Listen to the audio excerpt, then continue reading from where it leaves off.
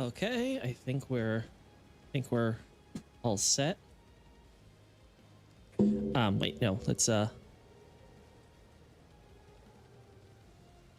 wait, did I? I think I closed it, damn. Yeah, here.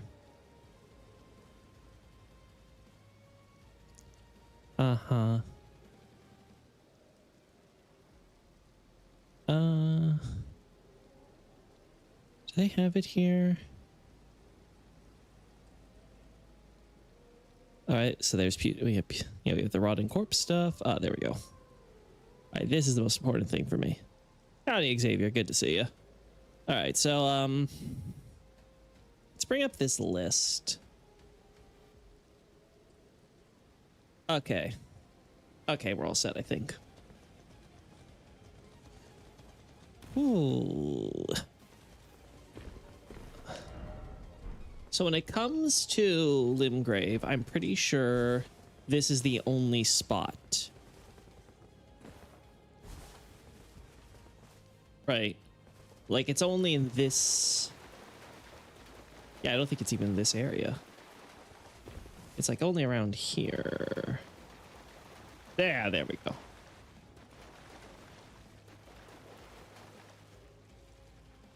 Yeah, okay.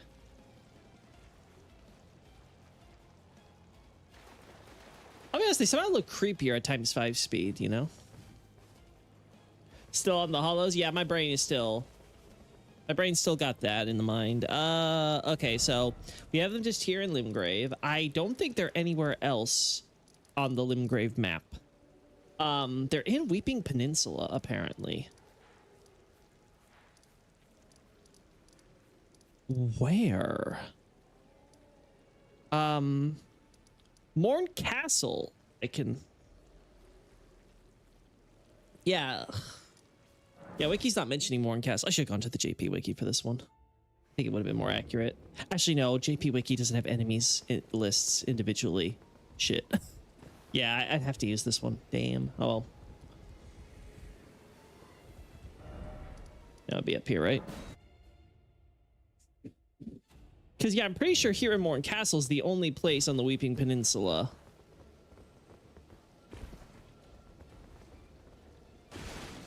Right?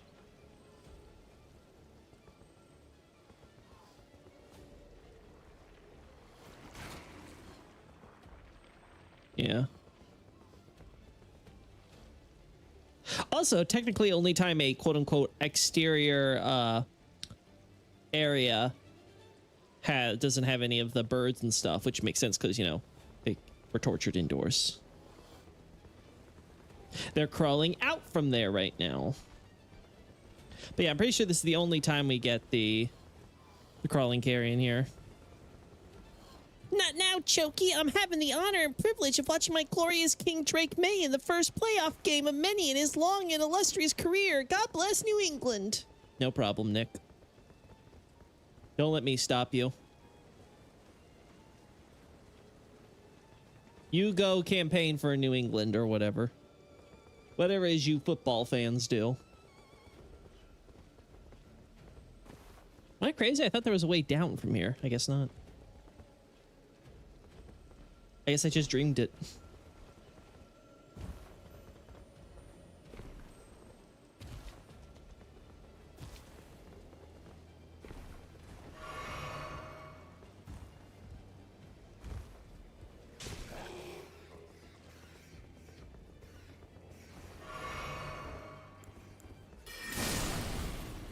Yeah, there we go.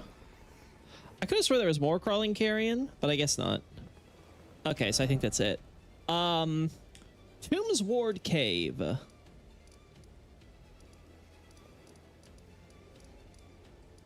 Huh? Oh, right. The poison place. Okay. I'll be honest, I don't remember this.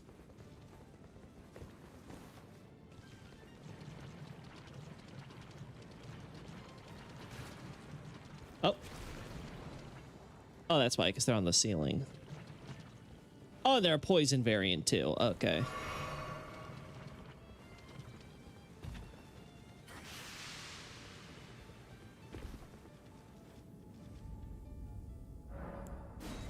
Okay. How dare you speak his name in such a tone? 10 years of losing seasons on you and your house.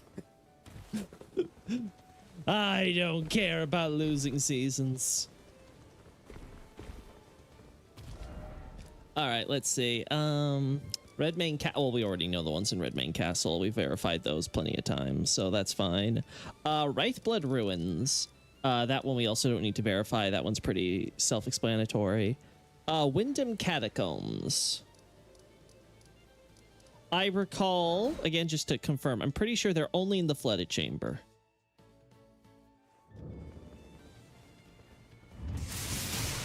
Every freaking time, chat. Every flippin' time. Oh, yeah, yeah. More.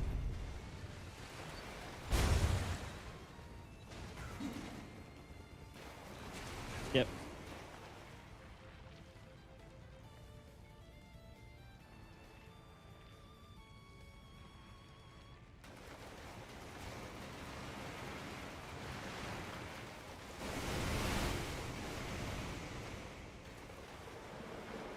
Yep, okay.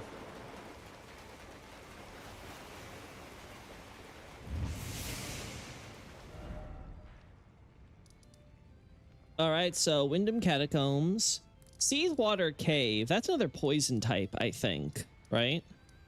Because I vaguely recall them here.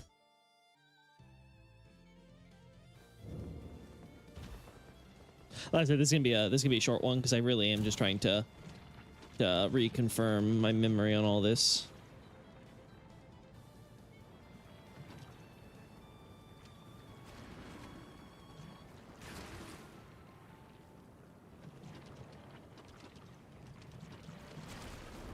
Yeah, they're all just on the ceiling coming down.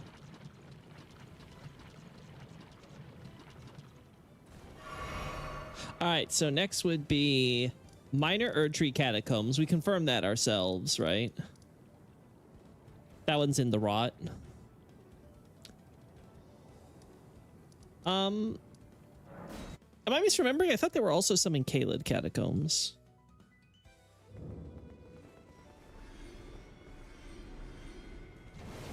No, it was the Miranda flowers were in Caelid Catacombs. Now I'm remembering. Yeah, okay.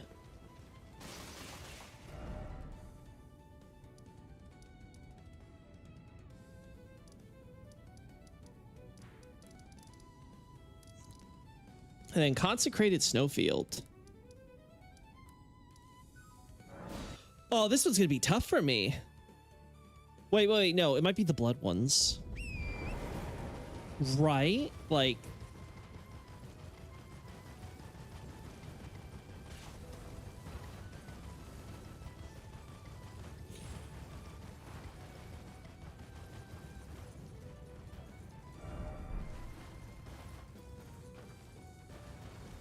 Uh-huh.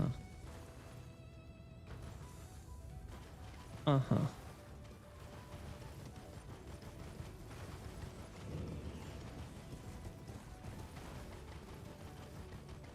I think it's over here.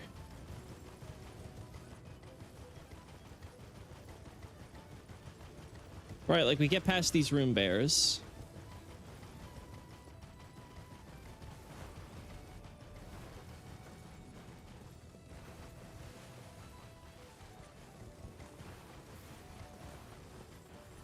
Am I crazy? Was I wrong? No, maybe I have to go further north.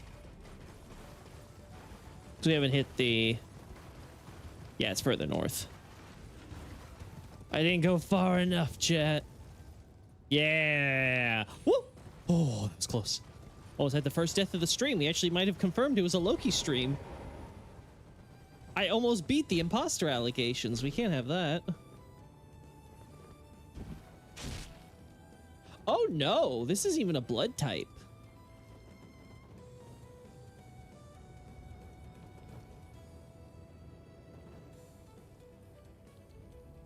This is the carrion type.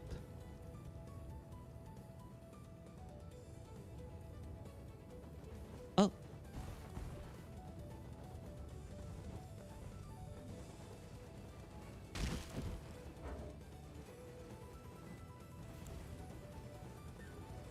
right. There we go. All right, so carrion type.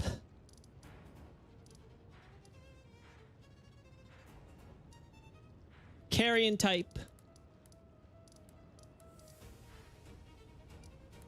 Carrion type here and here. They don't have this on the Fextra, so leave it to Fextra to leave some out. God, that's going to make things so annoying now. Anyone in chat, if you're thinking of other areas where you fight these slimy boys, these crawling carrion, feel free to contribute, because clearly I can't trust the wikis for shit. The only blood one is the stationary huge one, I think. Oh, okay, then the ones I'm thinking of in Wraith Blood Ruins have to be carrion types too.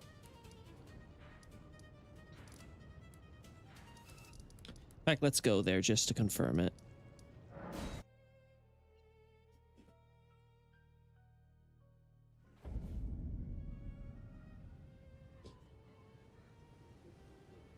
One second, chat, just adjusting. Ugh. There we go.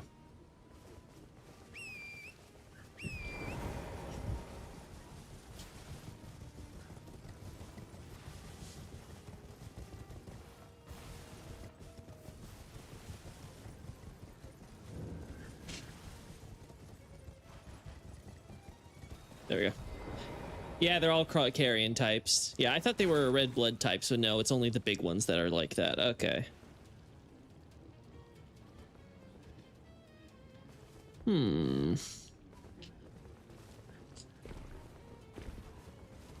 right, so are there any others that I should be thinking of? Actually, I should even call these carrion types, because yes, they have actual carrion birds and things in them. I should call them scavenger types, because they have the scavengers absorbed, right? So these are scavengers. So scavengers. Where is it? Somewhere around like here-ish. Scavengers. So scavengers. Scavengers.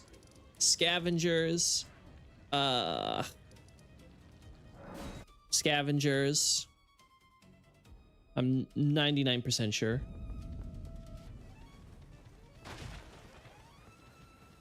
Yep, make that 100%. So scavengers.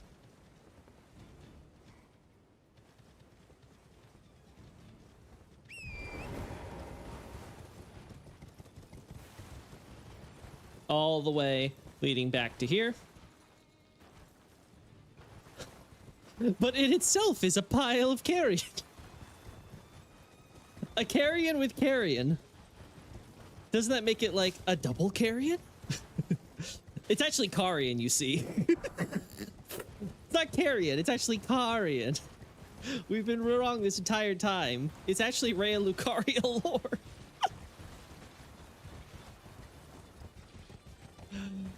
Yeah, but I'm trying to distinguish it from the normal ones where it's just the carrion without the scavengers absorbed in. Anyway, so for the sake of simplicity, we'll call this the scavenger type, right? Like it's the type that they use outdoors. Then you have ones used indoors, like at Windham Catacombs. I'm trying to think, or at Morn Castle.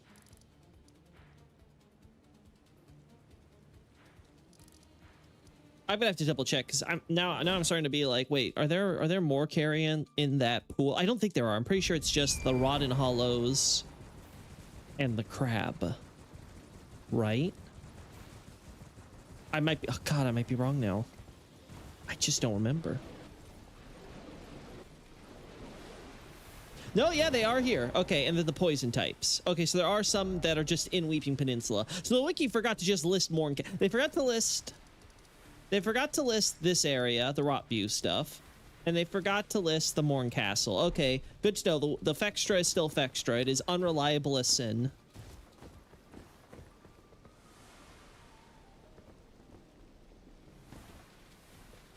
And these are clearly poison types, right? They're green. So these are the green poison types. Oh boy. And then you have them here, poison types. And then all the way up here. No, you. You. Seethe water cave. Catacombs cave. So poison types there. Rife blood, like we said, already has the scavenger type. None in Liurnia, which I guess makes sense. There's a lot of other enemy types in Liurnia. I'm not surprised.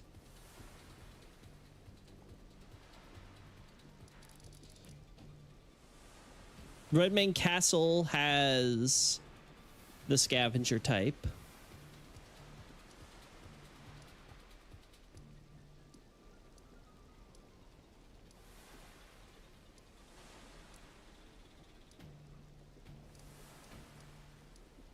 Yeah.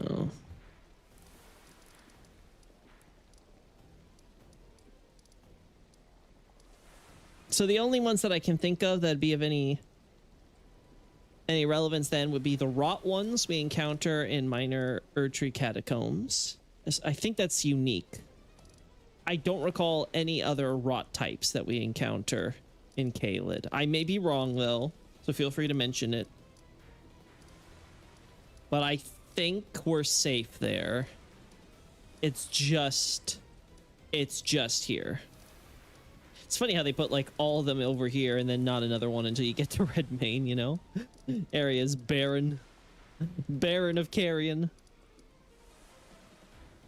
That one's unique too because it has the rot in it.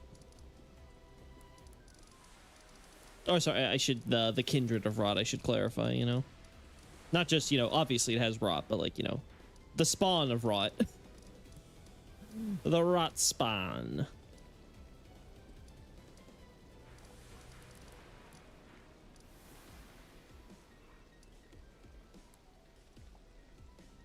Yeah, that pretty much, I'll be honest, they're in a lot fewer places than I remember. I felt like they were a little bit more pervasive, but no. You really don't have that many examples of them. So basically we have them in the section where, okay, so we should be like, because it's like here, right? Yeah. It's like over here. This makes sense because it's Moog stuff and Moog is like really brutal and stuff.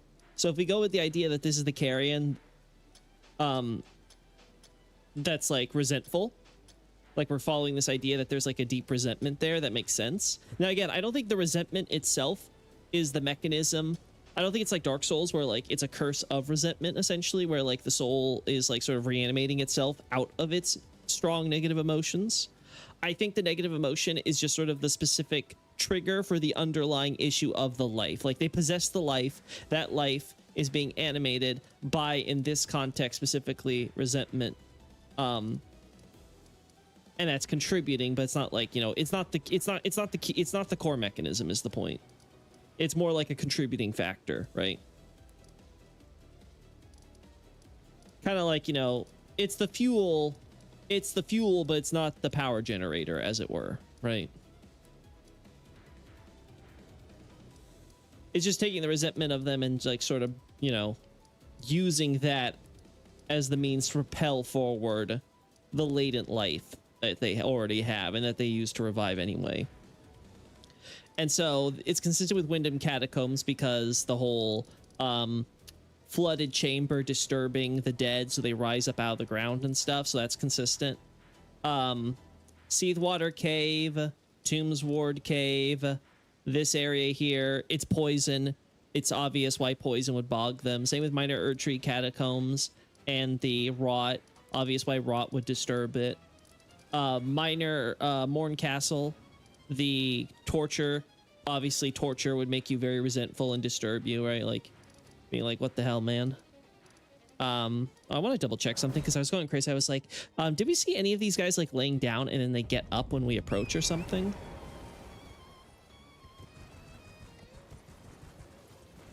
No, they're just all already up and about.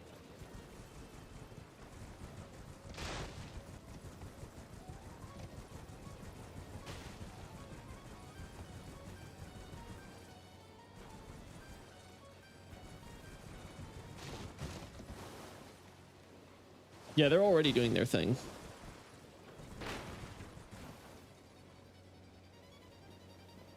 Okay, cool. Yeah, so poison things, Wraithblood, again, getting all slaughtered by the Langdale soldiers and stuff, and basically everybody getting massacred. That would be pretty consistent, with resentment and stuff like that. Consecrate snowfields, like I was trying to say earlier, with the whole Moog thing. Yeah, Moog and the brutality and blood and all that stuff. It makes sense, because clearly the entire idea of the Carrion there is supposed to foreshadow ominous things about when you go beyond the portal, about what you'll find there. And obviously what we find is like all the masses of dead bodies, and then they have the giant crawling carrion with the blood stuff, like, and obviously also some of the rotten hollows as well when we get toward the upper reaches, right? So there's very obviously a pattern there.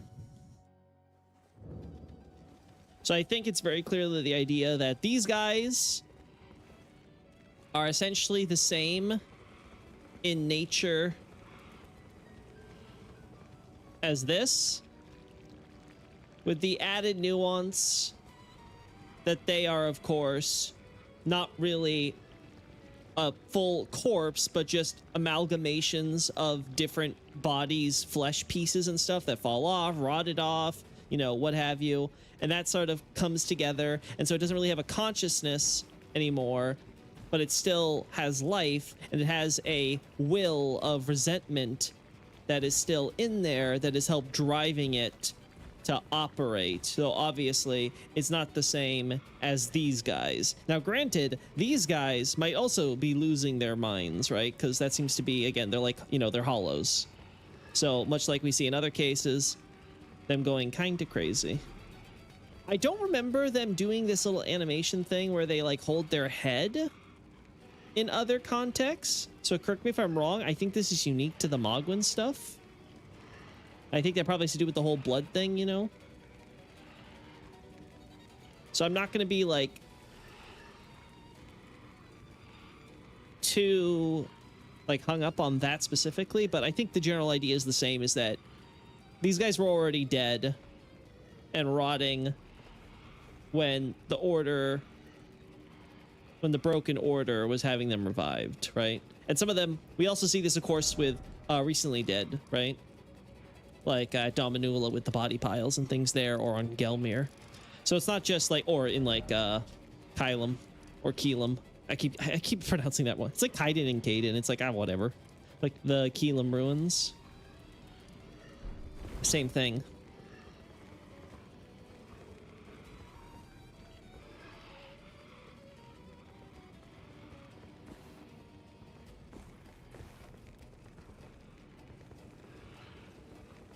So I think generally speaking,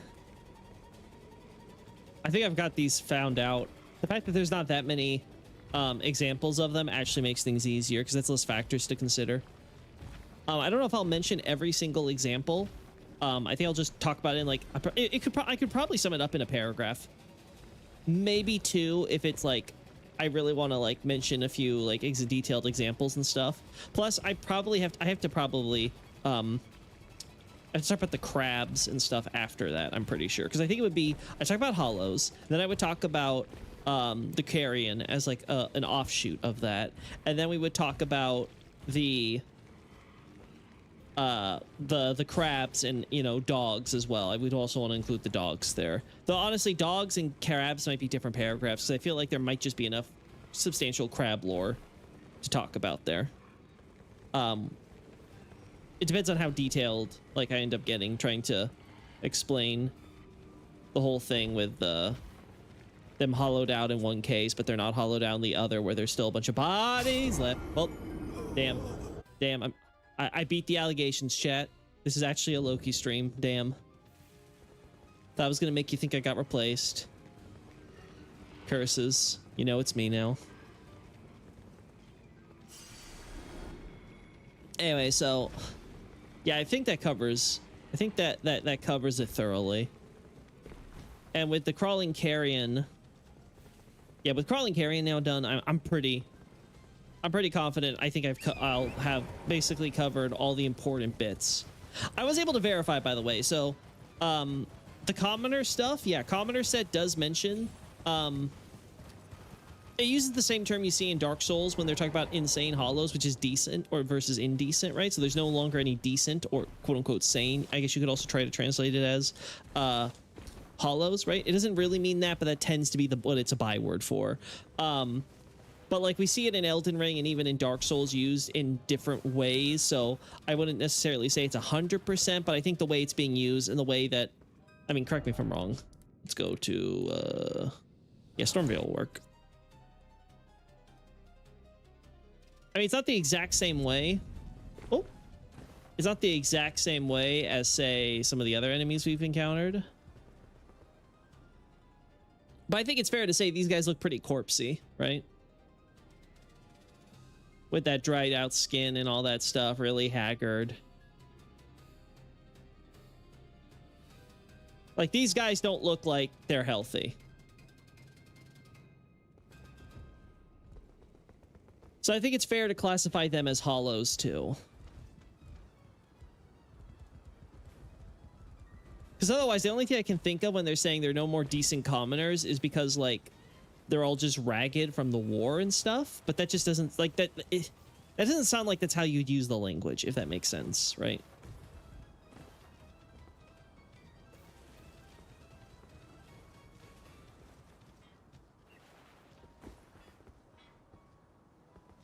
And then the other example would be the Sorcerers of Raya Lucaria. I double checked that one. There is a statement how they will, with a long life, they'll forget their vows. And I'm kind of like, that's a bit borderline, right? They got crazy long necks. Ah, that was the key. It was the necks. We saw those necks and we're like, yes, they're no longer decent.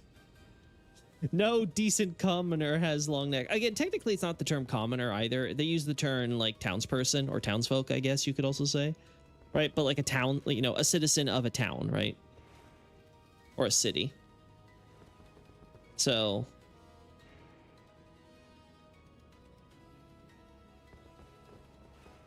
either way,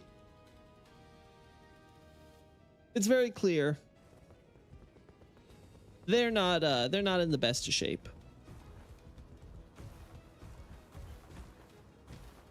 But going back to the whole scholar thing, I think that when they're talking about, like, you know, the fact that they point out the long life and forgetting your vow, it's also kind of a weird thing to say outside otherwise. Like, it's like basically it's worded as kind of like, with long life, anyone will or with a long life, I should say, anyone will forget their oaths, right? Essentially. Because they use a different term for the actual, like, vow of, like, wisdom and poverty that they take. So it's like, it's a little weird to word it like that, right? Otherwise, it's like, okay, well, like, it's like, okay, with a long life, anyone will forget. It's like, anyone? Like, why are we talking about, like, anyone or something like that? Like, sure, people, like, forget things, but, like, what was the point of it? It's not really, like, highlighting anything specific about what the sorcerers are doing. Like, they're not, like, living in the lap of luxury or anything, right? With their whole vow thing. And it's not like they've stopped doing the wisdom thing. They're still, like, researching and studying and trying to understand and unlock, right? So none of that really makes sense if you're trying to take it as, like, you know, like, some, like, you know, ominous thing about, like, you know, how they've, you know, they've forgotten their, you know, what they're supposed to be doing, and they've, like, turned traitor and rebelled against the Carians, right? Because, like, it doesn't really kind of fit in that context at all. So the only thing that would make sense is in the context of is essentially saying that you know, the sorcerers, like everyone else, are turning into hollows, and because they're turning into hollows, they in fact, I think, let me double check here. Because they're turning into hollows, they are essentially, you know, they're losing their minds, and therefore they don't remember the vows, even though they still wear the robes, right? So that's the only case where it makes sense to me, where it's like, oh yeah, they actually have, like, you know, amnesia. They're going crazy. Wait, they take a vow to be poor? Yes, it's supposed to be poverty and stuff. I suppose that might be the explanation for why they're barefoot. I suppose that might be the reason. Anyway,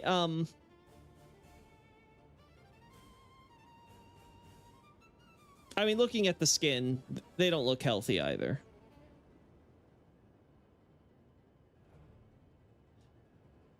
So I'm willing to bet that, yeah, they're supposed to be hollows as well. Though again, much like with Dark Souls, being a hollow doesn't necessarily mean you're a mindless monster. That's just kind of like the default that the developers are using for their standard enemies. It's very clear throughout the game, though, there's like a lot of, again, much like with Dark Souls, there's a lot of variability in that depending on individual circumstance.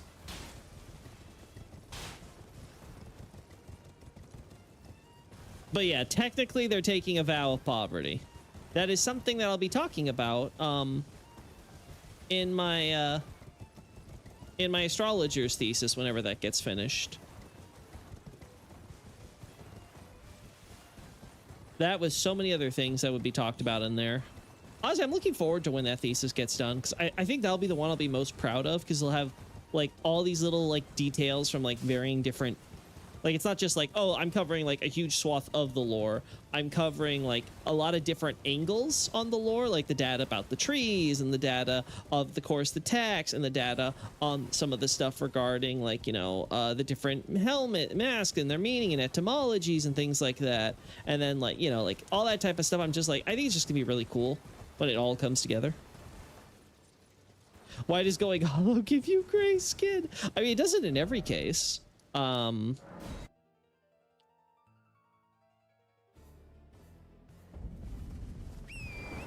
In before Radigan turned hollow. No, but let's give me not a gray sky for us to, oh my god, come on. But like these guys here,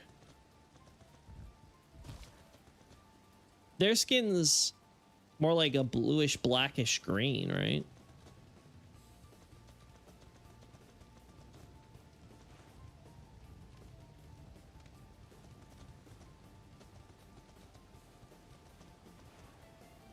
Yeah, see. So I don't think it's always, I would have liked if we had like proper lighting here. In fact, I'm gonna do this again. So I don't think it's always gray skin, but I wonder if there was a particular reason that the design, like if the designers were told to go for something like that, maybe. Right, like see?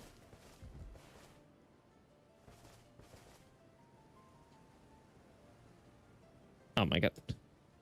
Right, because we're at midday lighting. Let's fix that. Right, like you look at it here.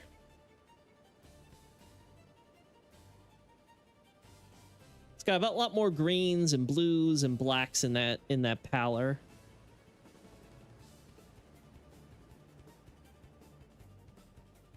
You could argue it's still like an overall grayish kind of look. Right, like it's at least palish. This one looks a little more charcoal though. Right.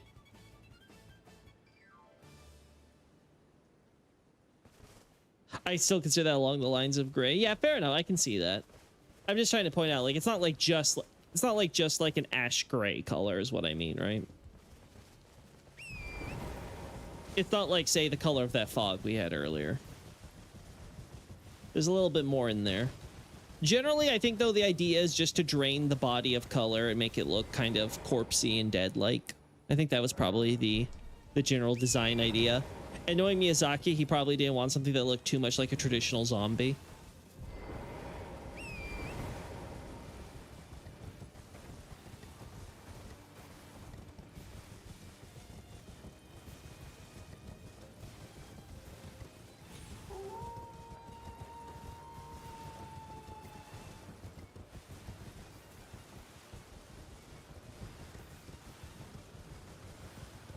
Yeah, nothing else here until we... Yeah, it's just the wolves. Oh my god. All right.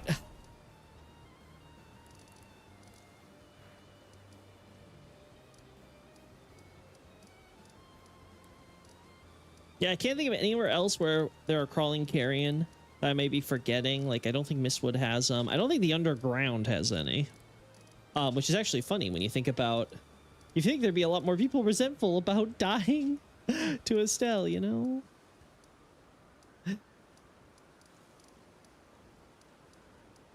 Yeah. Thank God there's no frenzy version of crawling carrion. That would be so goddamn obnoxious. To be fair, instead of crawling carrion, we get the mimic tiers, right? Which are basically just reskinned crawling carrion, right? So in fairness, they kind of use the enemy type already. So it would kind of be very much if it's like, ah, yeah, here's your one version of the slime type enemy, and now here's an actual slime, right? So actually, it makes more sense to me now. Yeah, they wouldn't want to use it because they don't really use this enemy above ground, as far as I remember. Like, I think the closest we get is in the Snowfield catacomb area, right? Like the Halig Tree Path catacomb. Yeah, you fight that as a boss, but like that's a mimic tier, right? It's not even really fighting the slime. All right, with all of this. With everything here checked out, I think I'm gonna check out. I think we've covered everything that I can at least remember, and no one seems to be mentioning anything I forgot, so I'm gonna assume that I've covered everything that the Fextra didn't go in there. So in summary, I think I've determined that yes, crawling carrion are following the same principles as the hollows. They are essentially part of hollows, but they are kind of like a weird byproduct of like different masses of flesh and stuff coming together to form. Oh, I don't remember. Oh, I didn't count the DLC. I'm just gonna assume they're none in the DLC because I don't remember them. So I'm gonna leave it at that. Correct me if I'm wrong, chat. But they a bunch of different masses of living flesh and stuff after quote unquote dying. Coagulate, or no, amalgamate together, I should say. They amass into one slimy form. This slimy form doesn't have a head or consciousness or any type of central intelligence. Instead, it just sort of operates on instinct. In most cases, they have some reason to be deeply resentful, which is bringing them to life.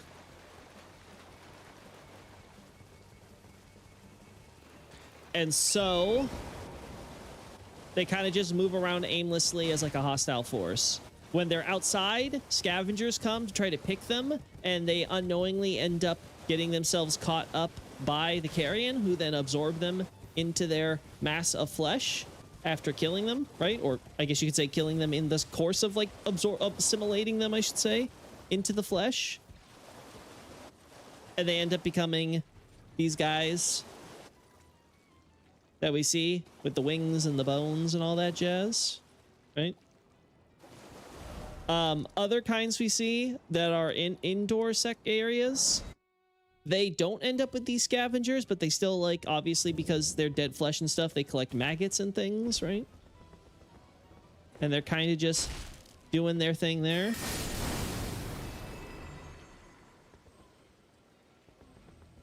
They'll come outdoors and stuff, obviously, but they're products of indoors, and we'll often see them coming out in like flooded chambers and things where of course, their eternal rest is being disturbed by you know, water flooding into their little bed, I guess you could say, right? Their bed in the earth. We of course also see cases where, like, you know, massacres, slaughters, terrible deaths, all that jazz, very consistent with what we've seen in Dark Souls. And also we see cases where they're resentful because being in poison pools specifically, so it's not just water, it's literally, you know, those who have died and rotted away, poisoned. Horrible way to go. And yeah, I think that covers it all. So that'll be something I'm going to have to clarify. I don't know if I'll talk about all the details. I think I might just discuss it in the broader principles. Like, I probably will use the catacombs as examples with, like, the flooding and stuff, because I talk about it in the case of I'll talk about it in the case of the hollows, right? Because I want to use that as a similar example, so I think I'll use that as a comparison. The poison stuff, I might save that for Melania stuff, but I might just mention it offhandedly, like, you know, stuff like poisons and things like that. Rot, I'm definitely saving for Melania. I don't think the rot ones we need to talk about too much. Blood ones, yeah, obviously that's a Mogwin thing. So I'll only be talking about like the scavengers, the normals, and maybe the poison types then. Okay. And yeah. Yeah, I think we're done there. But cool. Cool. So that's nice. Actually, that covers a important part of the cosmology. So that's actually really nice. I've actually done a little bit of work of further understanding how this world works and stuff. Specifically in the context of how does it work in relation to America's breaking of the order. They're the multi-metal slimes in the forges. Yeah, but those aren't carrion. Those are just, that's literally living fire. That I'm not counting. That's separate. I have a new theory. Undertaker is America. Well, I don't know who Undertaker is, so maybe she is. I don't know. It's a mystery. Good to see you, I-Man. You're coming here at the tail end of the stream, so we'll be wrapping up shortly. Yeah, that's the only example in the DLC stuff. Actually, maybe I'm wrong, but I think there might be some here.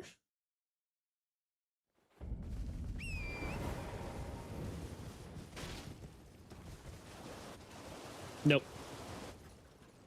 Nope. Okay.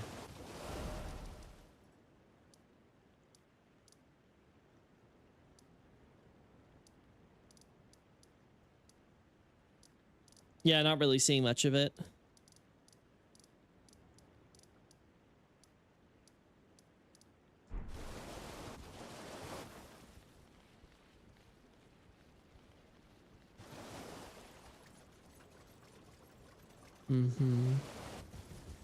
No, I meant along with the silver tiers. Oh, you meant in the case of silver tiers. Okay.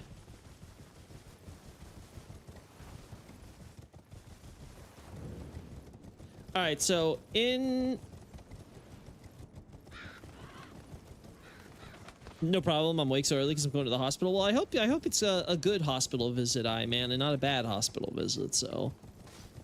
Praying things go well for you. Anyway, so from what I'm thinking, there should be enough to cover, like, I don't know how long this will be in total. This could end up being a few pages because I feel like the hollow stuff might take a while to go through everything with it. But from where I'm standing, I feel like I've covered a significant part of the cosmology. It's going to be like its own section, right? I think this is going to be a more substantial analysis than I originally thought for this topic. But it'll cover America breaking the Elden Ring. You know, the reasons why, the actual actions and events and circumstances surrounding that. Of course, America's subsequent imprisonment. The effects on the outside world of the breaking of the Elden Ring, which will up to, and of course, the long-term lasting consequences, including the whole thing with the hollows and everything. And probably... Malekith's reaction, I'll probably include that because I feel like what's going to happen is in Prince of Death I will be talking about Malekith and the death root and stuff, so I will talk more broadly about his guilt about losing the death root and his attempts to retrieve it and all that stuff, and his actions as Garunk and all that thing. Like, I think we'll talk about that broadly, but then we'll talk about specifically not just his guilt, but his guilt in relation to Marika in this. Because I think not only is there a lot of stuff Malekith is unpacking there that I can't really cover in Prince of Death because, well, I haven't talked about Marika breaking the Elden Ring or all that other stuff yet, but I think it also kind of encapsulates a good summary of how he feels about... Yeah, I think it encapsulates about how he feels about, you know, Marika breaking it and the reasons, like, she could have possibly done that and all that jazz. I think it's a good, like, kind of, like, a proxy for like the larger issue that everyone is kind of viewing this as. And then of course we'll talk about stuff with Mesmer's crusade and stuff like the wrath from afar, being in the rafters, the thorn sorceries that were in vase statues, all of that we'll cover. Obviously the fragments of the splinters of the shadow tree that gets brought around to the idols and things like that, presumably before they were defaced, but I guess theoretically it could still happen after. I did it again. All right, I think that would cover it all. Like, because I don't want to talk about the Great Runes, because that'll be covered in the Shattering and Morgott and, you know, all that. Like, that I think is like its own thing to build upon. And I don't need to talk about much of the stuff with Godwyn and the Fundamentalists in Goron, because that'll be all covered in Prince of Death. So that'll be completely separate, right? So it'll go Knight of the Black Knives, Prince of Death, Orders Breaking, the Shattering, with a huge emphasis on Morgott in the Shattering. And then we have all the individual analyses of like Godric, Radon, all that. I'm also definitely getting that itch on Rykard. I think it's because of my work on Knight of the Black Knives where I'm like, damn, I really want to move this stuff to Rykard, but I'm really getting the itch to tackle Rykard and stuff. Though again, I still want to kind of like explore all my options with Tanith and stuff like that. Like to truly understand her culture, her backstory, her origins, and things like that. Her relationship with Rykard. You know, he seems to fall for her at first sight. For potentially icky reasons. She apparently didn't love him until he became the big fiery snake thing. Which probably, again, besides the fire aspect, which obviously relates to her culture, we now can say for sure. There's also potentially more going on there, depending on how she feels about like the demigods and the gods and all that stuff. Because again, if her culture relates to like the fire giants and things, oh, there's a lot of reservations she might have about Erdtree culture, considering what they did to the fire giants. What did you do with Rykard to get an itch from him? All I did was think more about, you know, what he was doing and when. I think I want to explore that when a lot more now. Because when you think about it, Rykard doesn't get eaten by the snake for a very long time, yet he's been planning his blasphemy for a very long time. So we essentially have this guy who seems to, at the very least, be familiar with, if not already in contact with, the snake. Early on, before the Night of the Black Knives, he gets roped in with Ronnie with his whole blasphemy shtick. And then he, of course, becomes part of like the Elder Council type deal with Morgott or whatever. And that doesn't end up panning out so well because then the Shattering breaks out. And by the time that the Shattering's breaking out and everything, he's definitely feeding himself to the snake. So, and then he's going to war with Morgott and stuff, potentially even after the Shattering. So it could be that he doesn't even get fed to the snake until after everything else came to pass. Because we don't have any known battles that Rykard's been involved in. And the best you could say, because if the idea is supposed to be that Melania and Radon's the last battle, then all the stuff we see with Morgott and Rykard battling here probably has to post-date those battles, which makes sense because, like, obviously his immediate concern was dealing with Radon and stuff. They start the cleanup, but he's probably already gearing up to try to like defend and stuff. Like he has to deal with all these different factions out here. And then of course there's the whole thing with Gelmir. At some point it's going to become obvious to Morgott that Rykard is also a traitor and stuff like that and doing things. So he has to go after them. So like all of that together, like there's just a lot of interesting dynamics about what did Rykard know and when. Also, I feel like if I get Rykard and his role sorted out, it'll also help advance my suspicions about Miquella. Because as I said before, I am becoming more and more suspicious about Miquella's role in regards to the Night of the Black Knives. I'm beginning to think that he actually was a conspirator. And specifically insofar as he helped supply Ronnie and her assassins, the Black Knives, the steeds. And then Morgott obviously would end up, well, Langdell would end up requisitioning them, and Morgott would then use them to create his Knights Cavalry. But I believe they may have originated with Mikola, because I have the strongest suspicion that Mikola was already doing stuff with like the spirit worlds and things like that even before the shattering and stuff. I would not even be surprised if it turns out that he had already created his Halig tree before the Night of the Black Knives had happened. I would not be surprised whatsoever if that tree had been planted by that point. In fact, I could even see a case being made that one of the reasons that Mikola would want his quote-unquote comrade, that like, no, actually, how should I word that? I would not even be surprised if it turned out that Mikola wanted his quote-unquote comrade,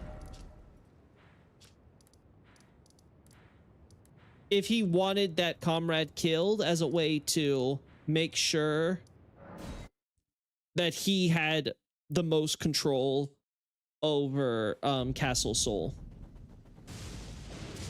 That he didn't want, that he may have been collaborating with them because he needs to keep this secret. You can't really do that if you have a fortress that is overlooking everything, able to basically be like, oh, there's a weird giant tree there. Hey, everybody, I'm reporting back to you. There's this weird giant tree growing in our backyard. So I think all of that sort of kind of ties it all together as being like, this is real sus. Oh, whoops. So I'm beginning to really start wondering if it's going to turn out that literally Radahn was like the only person in that entire Morgott alliance who was legitimately just wanted to become Elden Lord and wasn't involved in the conspiracy. Like literally everyone on that council was a conspirator. Okay, Godric, I guess you could also say he wasn't. He might have been recruited late. That's the thing. It's like Godefroy may have already been a conspirator, and then Godric got grandfathered in. So technically, it'd still be true. But it's kind of like one of those funny things where the entire premise that all the demigods, they're all warring over becoming the Elden Lord with the Great Runes or whatever, right? Like, I don't think it's ever stated like that, right? But that'd be the impression from, like, you know, the circumstances. Like, no, it's all bullshit. It's all a charade. None of them really want to be Elden Lord. They're just trying to stop any of the others from potentially getting involved or anything. Until the conspirators are able to get Radahn and Mick and Godric to launch a second assault on Langdell and really kind of embroil everyone into a civil war as cover for their own plots and schemes, which is probably why we see suspiciously Ronnie, Rykard, and could it be Mikola basically kind of like sitting it out for the most part. Like Mikola just sends Melania to get Radahn at the very end, right?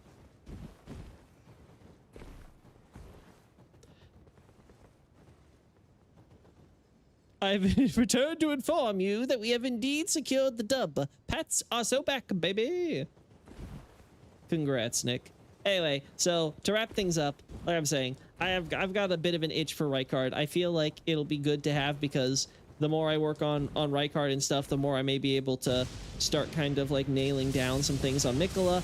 And as I just elucidated, I have a lot of suspicions about Mikola now.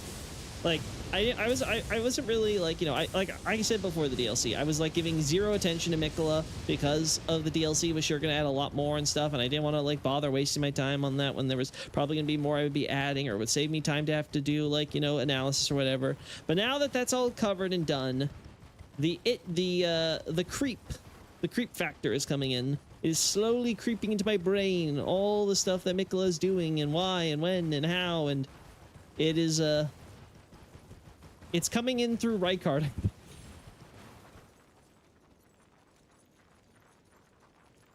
There we go. Why did the Black Knives go after him? Who? Mikola? I don't think we have any Black Knife assassins that would go after him specifically. Retsugo! I at all times I have ER and Wizard of Oz parallels. So we, as Dorothy, meets mysterious Galinda Melina, and then follow the yellow brick road. So Mikola acts as a wizard. So Mikola is the Wizard of Oz, is what you're telling me. He's the man behind the curtain. I mean, that kind of works if you consider that Trina would be like the wizard, and then like the real wizard is Mikola. But pay no attention to the little boy behind the curtain. I am in fact a beautiful, beautiful, voluptuous woman.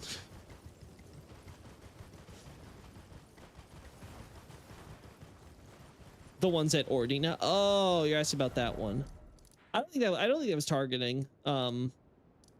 I don't think that was targeting Mikola, but yeah, I think it would be the same idea. I feel like if Mikola was part of the I think that if Mikola was part of the conspiracy, I don't think it's an accident that these two were made, because I could easily see Mikola seeing the demigods here as potentially unreliable allies for him planting his tree.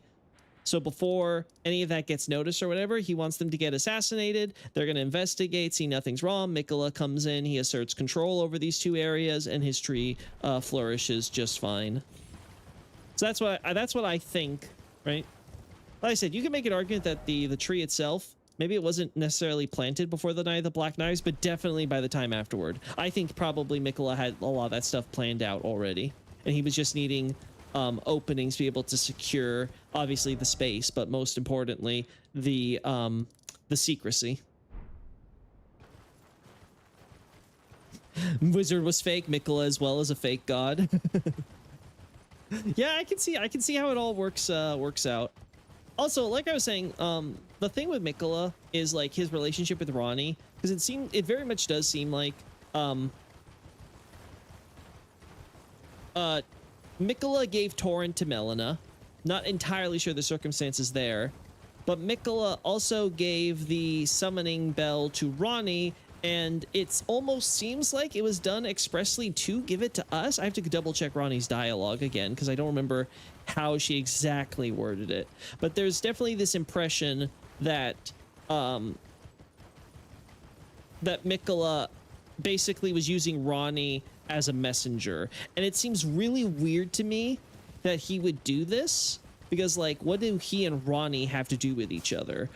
But if he is one of, like, if everything I've said about him being a conspirator is true and him being involved in all this, then it all comes together there. Then, like, yeah, of course he knows Ronnie well enough that he's gonna go over and be like, hey, can you do me this one favor or whatever, you know, for old time's sake, since, you know, I helped you and you can help me here. Like, I can definitely see Ronnie going out on the limb for Mikola on that count, in the same way that she went out on the limb for Rykard, because like, oh, okay, you helped me, Rykard, so I'm going to give you this thing to help you with your whole blasphemy shtick. Not necessarily sure if that means that Ronnie supported, obviously, Mikola or Rykard succeeding and doing their things or whatever, right? But like, you know, it doesn't hinder her plans or her goals at all, right? So it's something that she can, yeah, sure, I'll do this to help you or whatever, right?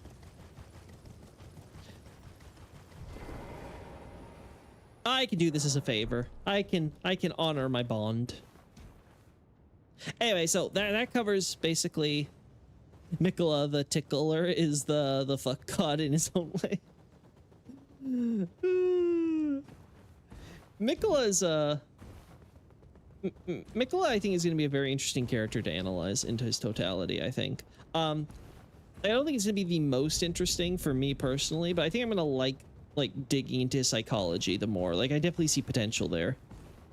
As is, like, at surface level, it's like, okay, yeah, I've heard this story and character arc before, but I think there might be some really good nuance there if you dig under the surface. And there's going to be a lot of interesting developments that'll reflect not necessarily positively on his character, no matter how he may present or think of himself, you know? Alrighty, so I'm like I said, this is gonna be a short stream. Wrapped it all up. I'm glad we covered all the stuff for crawling carrion. I have a roadmap on like various things I want to do now for the post Godfrey stuff, which is really cool. And obviously there's still all the pre Godfrey stuff that we have to get to or what have you. But as is, I'm focusing on the post because I think that's it covers most of the data we have. And again, if I cover most of that data, then we like put everything else to the side. That leaves me like, okay, these are what we have left for some of the earlier stuff, and then we can focus on like, okay, what's all the relevant stuff? I don't have to worry about all this noise being like, oh no, that's Mikla, oh no, that's Fundamentalist, oh no, that's Morgoth, oh no, that's this, that, blah blah blah blah blah blah blah blah blah, you know. And then we'll still do stuff like I feel like I will be covering stuff like Nox and things like that as well. Like, so I don't think I'm going to completely abandon like the pre-Godfrey stuff, but I won't lie. Like that's like the stuff where I feel like I am going to be able to be the most useful right now, because that's the area where I don't think I have to be, you know, racking my brain trying to figure out every little thing and going through every single factor, whatever. Like we have a lot more text and evidence and, you know, just resources to work with on there. All right. That's enough of me like yammering on. It was great to chat with you all and all that, but I'm gonna talk to you all later. Bye bye.